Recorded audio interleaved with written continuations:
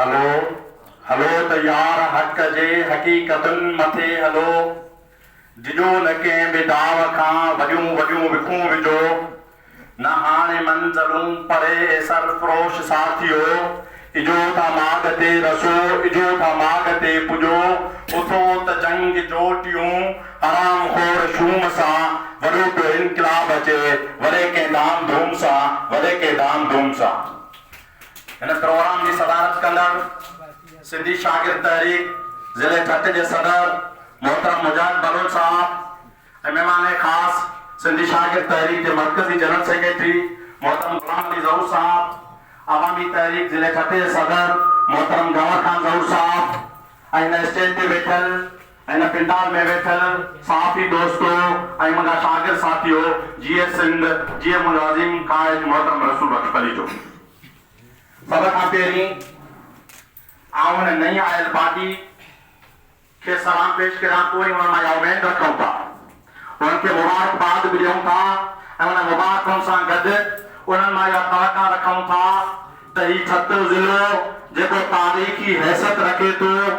जेको तइलीम जे लाइ सॼी दुनिया में मशहूर ही ज़िलो हुयो, पर अॼु उन ज़िले जी जेका हालत आहे, जेको पाण ॾिसंदासीं त ईमानदारी तौर जॾहिं निकिरंदा आहियूं असां ॾिसंदा आहियूं त छा असांजा भेण ठटे में वेठा आहियूं ऐं उन ठटे जी जेका हालत आहे तइलीम खां विधे हर शइ असांजी हूंदे बि ॼण असांजी न आहे। उहा ज़िमेवारी ही शागिर्द जिदोजहद जेका आहे, ही जेके शागिर्द आहिनि जेके कॉलेज में यूनिवर्सिटी में पढ़नि था, ये हुक्मरान तबको उन्हनि जे लाइ ख़ुदि मसइला पैदा करे छॾिया त जीअं हू पढ़ी न सघनि। तव्हांखे आउं ॿुधाईंदो हलां त हिन पाकिस्तान जे अंदर में जेकॾहिं मुशर्रफ जो दौर आयो, उन दौर में हिननि छा कयो, तइलीमी पॉलिसियूं कहिड़ियूं ॾिनियूं, हुननि हीउ कयो त पंजाब जे अंदर जेका तइलीमी पॉलिसी हुई उहा वज़ीर आला जे हवाले हुई,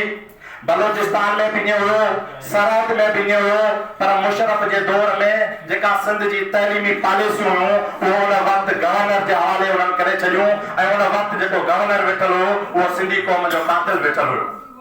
या हिननि उन दौर खां वठी इहा पॉलिसी जोड़ी ऐं उन खां पोयां जॾहिं मुशर्रफ जो दौर वियो हलियो, वरी पीपल्स पार्टी आई, उन बि उन साॻे कानून खे बरक़रार रखंदे ऐं उन कानून पास कयनि त कराची जे जेके वॾियूं यूनिवर्सिटियूं आहिनि, लॉ कॉलेज खां वेंदे ऐं जेके ॿियूं वॾियूं वॾियूं कॉलेजूं आहिनि, उन्हनि में इहो बिल पास करे छॾिन त कराची में उहो माण्हू दाख़िला वठी सघे थो जेको कराची जो डोमिसाइल रखंदो ऐं जेके ॿिया सिंध जा माण्हू आहिनि उहे दाख़िला न वठी सघंदा। उहा उन टाइम खां वठी उनजो जेको ॾिठ कयल पीपल्स पार्टी अॼु ताईं मौजूदु आहे। एॾी हालतुनि में ऐं उन खां पोयां सिंध यूनिवर्सिटी ऐं मेरान यूनिवर्सिटी जे अंदर हिकिड़ा हथ जा गुंडा पालिया विया ऐं उन्हनि खे इहा छूट ॾिनी वई त सिंध जी तइलीम कीअं तबाह कबी आहे। पोइ उन्हनि गुंडनि उन तइलीमी इदारनि में जेका बरबरत कई, जेके माण्हुनि खे पढ़ण न ॾिनो, जेका असांजी सिंध जी न्याणी का शागिर्द हुते तइलीम वठण वेंदी त उन सां कहिड़ियूं कहिड़ियूं हरकतूं कंदा हुया। ऐं उन वक़्तु मुंहिंजे अज़ीम रहबर मुंहिंजे काइद जे पैरोकार शहीद तइलीम आशिक जुणे जे उन वक़्तु उन यूनिवर्सिटी जे अंदर उन्हनि गुंडनि खे ललकार कंदे चयो त असांजो मुस्तक़बिल तइलीम में आहे ऐं असीं तइलीम जे ज़रिए ते वधी सघूं था। जॾहिं हुनखे अॻियां दीवार खणी बीठो शहीद आशिक त उहा तारीख़ लिखे थी त हुन शहीद खे जॾहिं क़त्ल करण पे चाहिनि, उन वक़्तु शहीद आशिक जेकर उन वक़्तु हुन सां मलामत करे हा ऐं विड़े हा त उन वक़्तु कंहिं न कंहिं उन गुंडनि खे मारे सघे थो, पर हुन रसूल बख्श अली जे फिकर ऐं रसूल बख्श अली जे नज़र जी बात हलंदे उन्हनि खे चयो त तव्हांखे जेकॾहिं मुक़ाबिलो कबो त आउं पंहिंजी शहादत ॾेई सघां थो, पर तव्हां गुंडनि खां हीअ यूनिवर्सिटियूं ख़ाली कराए सघां थो। ऐं उन खां पोयां जॾहिं शहीद आशिक शहीद थियो आहे, उन खां पोयां अॼु जेका उन्हनि गुंडनि जी जेका गुंडागर्दी उहा ख़तमु थी वई ऐं पोइ माण्हू आसानी सां पढ़णु शुरू कयो। उन खां पोयां वरी यूनिवर्सिटी जे अंदरि पोइ वरी हिकिड़ा वीसी ऐं चांसलर जेके हुआ उहे पंहिंजे मर्ज़ी जा भर्ती कया विया। उन्हनि छा कयो त का बि असांजी न्याणी को बि असांजो माण्हू जिते पढ़णु वेंदो कंहिं न कंहिं सूरत में उनखे ख़ुदकशी जो नालो ॾेई उन्हनि खे लाश ॾिना विया असांजी सिंध खे। तव्हां सम्झो इहो रुगो इत्फाक़ी मसइलो न आहे, हीअ सोचियल सम्झियल साज़िश हुई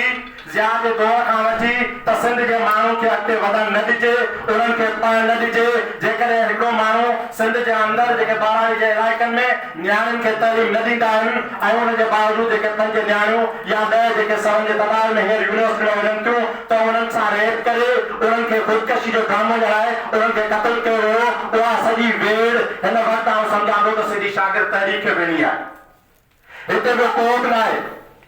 रसूल बख्श पली जे फिक्र खां सवाइ आउं सम्झां थो हिते रुगो मफ़ाहमत हले थी, हिते रुगो वक़्तु तो छा थो मूंखे ॾींहुं छा ॾियां थो। जेकॾहिं हिते का जंग करणी आहे, हिन समाज खे तब्दील करणो आहे, पंहिंजे यूनिवर्सिटियुनि खे उरूज ॾियारणो आहे त सिंधी शागिर्द तहरीक खे मैदान ते अचणो पवंदो ऐं उन शहीद आशिक़ वांगुरु पंहिंजे जान जी परवाह न कंदे पंहिंजे जेकॾहिं तइलीम बचाईंदासीं आउं सम्झां थो पंहिंजो मुस्तक़बिल बची वेंदो। जेका ठटे जी ॻाल्हि कयूं था, ठट्टो जेको मूं ॻाल्हि कई त 400 खां वधीक मदरसा हूंदा हुआ, हिते इल्मु हूंदो हो। अॼु उहा ठटे जी हालत इहा आहे, हिकिड़ी कैंपस आहे सिंध यूनिवर्सिटी जी, उन बावजूद बि वॾेरा हुनखे बिल्डिंग नथा ॾियनि। सॼी ठटे ते कब्ज़ो थी वियो आहे। मेन इलाइक़नि ते जेका ज़मीनूं उन ते कंहिं न कंहिं वॾेरे के पीर मीर जो कब्ज़ो आहे, पर सिंध यूनिवर्सिटी जी कैंपस जे लाइ हिननि वटि एतिरो प्लाट न आहे जेको हिन ठटे जे अंदरि ॾियनि। असीं मुतालबो था करियूं त ठटे खे हिकु बिल्डिंग ॾिनी वञे ऐं ॿियो मुतालबो था करियूं त हिन ठटे जे अंदरि टेक्निकल कॉलेज सिर्फ़ु हिकिड़ो आहे मटली ते, हीउ सॼो जेको ज़िलो आहे उहो हीअं ख़ाली आहे। जिते ऐं अफ़सोस सां चवणो पवे थो, तव्हां सभु साहबी दोस्त ऐं तुंहिंजा ज़िले जा जेके पढ़ियल लिखियल माण्हू आहियो, तव्हांखे ख़बर हूंदी त हिन ठटे जे अंदरि तव्हांखे गुटको आम मिली सघे थो, चर्स आम मिली सघे थो, सभु कुझु शयूं तव्हांखे मिली सघनि थियूं, पर कंहिं बि शहर में तव्हांखे लाइब्रेरी नथी मिली सघे।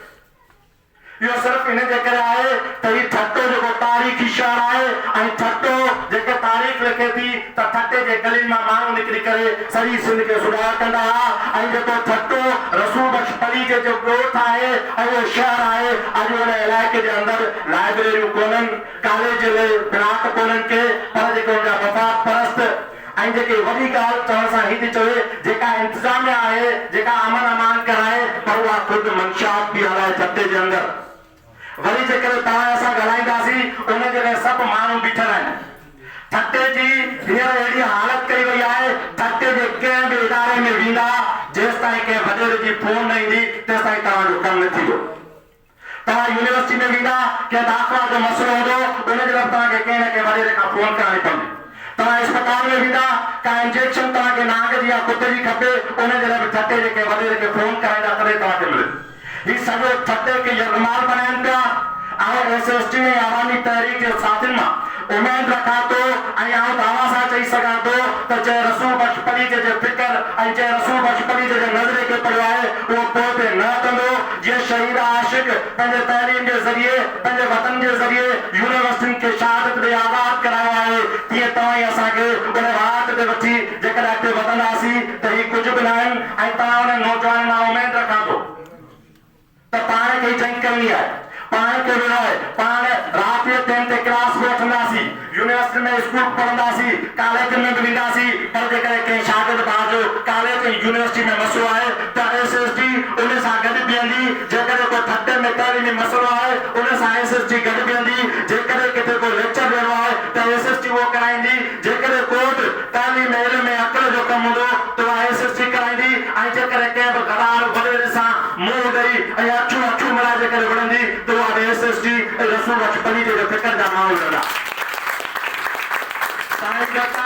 आउं तव्हांखे उमेद सां मोकिलियां थो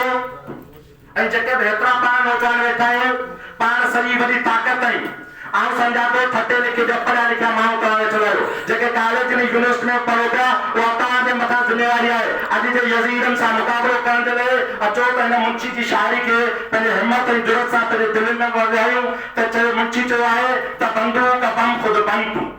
तव्हां ई असांखे चयो आहे त बंदूक बम ख़ुदि बम तूं, थी तो बटे कई गम तूं जा गई पोलाद हद तिन में बड़े बारूद छॾ। वेरीअ ते अहिड़ो वार थिए, धक सां टुकड़ा चार थिए, मारिन अंदरि कड़काट थिए, बूए अंदरि भड़काट थिए, जग खे जताईंदा हलो झंडा खणो नारा